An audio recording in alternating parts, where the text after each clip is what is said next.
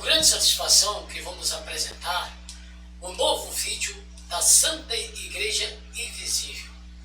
Igreja Invisível. Você sabia que a igreja, para a nossa época, está localizada nos céus? Onde Jesus assumiu para sempre como pastor, bispo, sumo sacerdote e ministro das nossas almas? Hebreus 12, 22, 23. Se você observar, Jesus, durante o seu ministério aqui na terra, tornou-se notório pelo desprezo que dava ao sistema sacerdotal vigente e nunca enviou discípulos para as escolas dominicais ou curso de teologia nas igrejas locais, consideradas como casa de Deus na terra.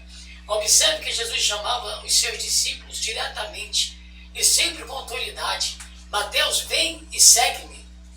E os ensinava pacientemente. Refletindo sobre essa questão, decidi pesquisar na Bíblia se existia na terra, nos tempos atuais, o que poderia ser indicado como a Igreja de Deus.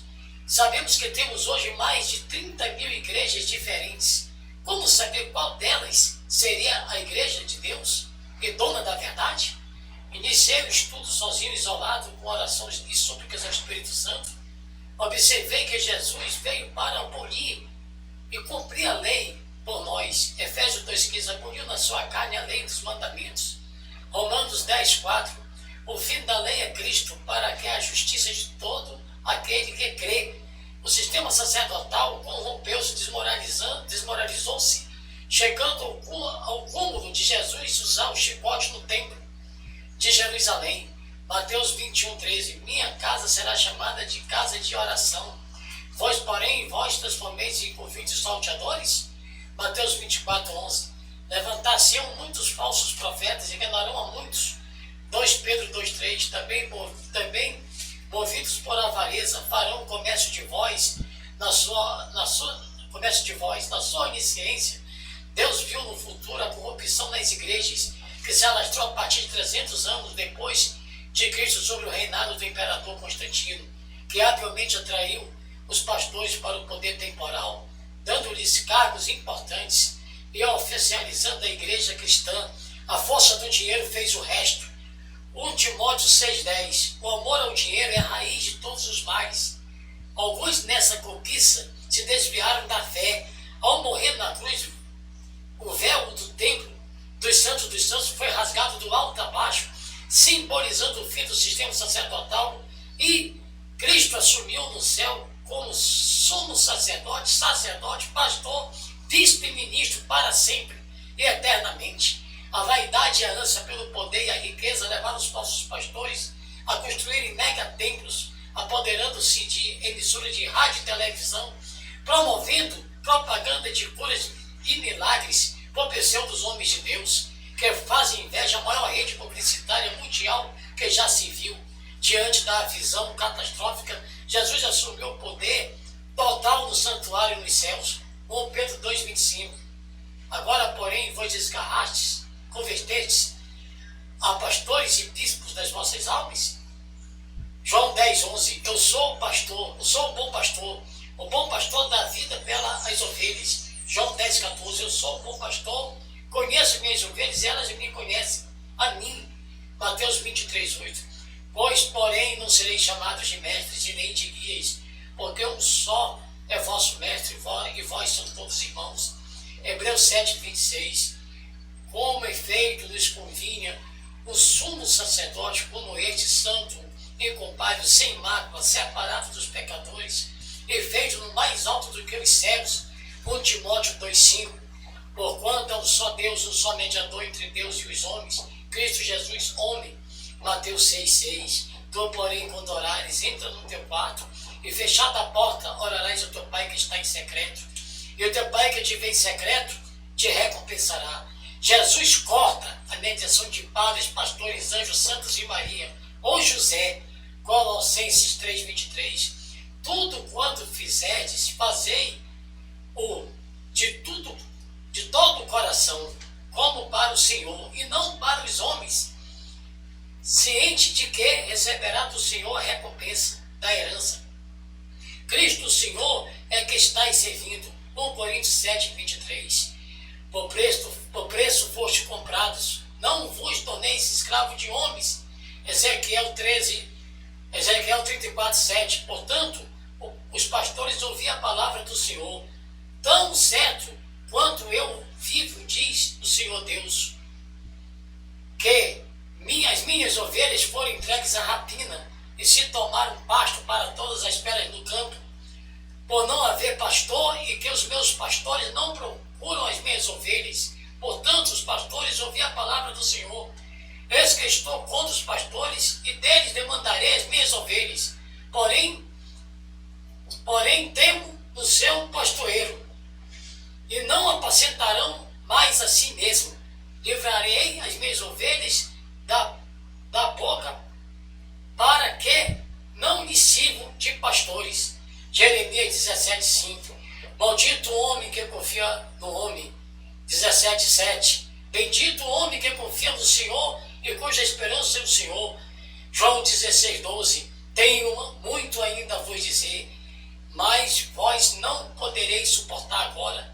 Considerações: literalmente existe a igreja invisível nos céus, e Jesus está administrando espiritualmente com toda a autoridade que lhe foi dada no céu e na terra. Agora vamos ouvir o que diz o padre Paulo Ricardo. Mas o senhor sabe por quê, professor? Porque eles acham, protestante acha que o mundo, né, se resume à cabecinha dele. Então, eles acham que igreja é uma instituição. Ou seja, ele quer que a igreja, Jesus tenha fundado a igreja, que Jesus tenha ido lá num cartório e registrou o CNPJ da igreja, né? E pronto, agora tem igreja. Mas igreja não é isso, meu filho. A igreja, ela é muito mais invisível do que visível. Igreja é o corpo de Cristo. Igreja é aquilo que está lá no céu. Isto aconteceu porque Deus viu no passado o fracasso de seus ungidos, como Saul, Davi, Salomão e tantos outros patriarcas, que embora vendo e falando com Deus, caíram desastradamente, deixando para nós um legado de perplexidade inusitado. Na sua onisciência, Deus penetrou no futuro e viu mais de 34 mil igrejas transformadas em empresas comerciais, dominando com rigor e dureza sobre as ovelhas desprotegidas, cobrando o dízimo da lei, contrariando Gálatas 3,13. Cristo nos resgatou da maldição da lei, tornando-se Ele mesmo maldição em nosso lugar. Gálatas 3,10. Todos, Gálatas 3,10. Todos, Jesus é determinado, sem piedade, a fazer recados, executar curas, pois quantos são das obras da lei estão debaixo de maldição, pedindo ofertas de dinheiro para produzir milagres. Quem dá mais, recebe mais. Quem não dá nada, nada recebe. Voltaram aos rituais superados pela graça, assumiram como mediadores e intercessores e terceiros homens de Deus, assentados na glória e na riqueza mundana. Tomaram o lugar do mestre no altar, promovendo falsas prosperidades, suportar descarrego de sal grosso, óleos ungidos, por acaso, os copos de águas ungidas pelos pastores através da televisão. Não se fala da promessa de vida eterna, e sim felicidade total aqui e agora. A Bíblia contesta solenemente e diz: o meu reino não é deste mundo, e não podeis servir a dois senhores. Reflitam, Deus na sua sabedoria havia escolhido um povo para o seu nome, constituído pelas 12 tribos de Israel. Veja Deuteronômio 14:2, Jeremias 24:7. Sendo os demais povos taxados como gentil, lixo do mundo, sem esperança de salvação, por causa da idolatria perene e vida devassa, havia escolhido o caminho da morte eterna, aguardando a consumação da ira do Pai Jeová. Portanto, a lei foi promulgada para os judeus e não para os gentios, que nada tem a ver com a lei. O povo gentil só tem um mandamento dado por Jesus. João 13:34. O novo mandamento vos dou, que vos ameis uns aos outros.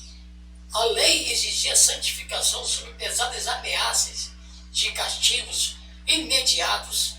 A graça incentiva a colaboração espontânea, respeitando o livre-arbítrio de cada um. Certa noite sonhei com um versículo que dizia assim, Mateus 7:13, estreita é a porta que leva à salvação, e bem pouco se acerta com ela. Larga, espaçosa espaçosa é o caminho que conduz para a perdição, e não muitos os que entram por ele.